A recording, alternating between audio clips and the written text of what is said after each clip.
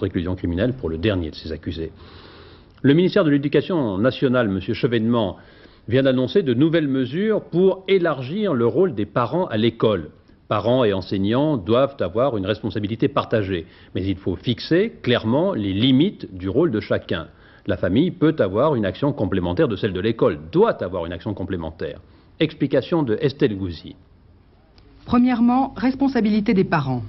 Les divers conseils où siègent les parents devront obligatoirement se tenir au moins une fois par trimestre. Dans ces conseils, les parents seront désormais plus nombreux, à égalité avec les enseignants dans les conseils d'école par exemple. Les compétences de ces conseils sont étendues. Dorénavant, les parents seront consultés non seulement sur le fonctionnement matériel et financier de l'école, mais aussi sur la composition des classes, le choix des manuels scolaires, l'intégration des enfants handicapés. D'autre part, Jean-Pierre Chevènement demande aux établissements de mieux informer les familles sur la vie de l'école. Des journées portes ouvertes et des rencontres parents-enseignants devront avoir lieu plusieurs fois dans l'année. Au-delà des nouveaux programmes publiés vers la fin du mois de mai, des documents et brochures sur l'orientation et les diverses filières seront mises à leur disposition.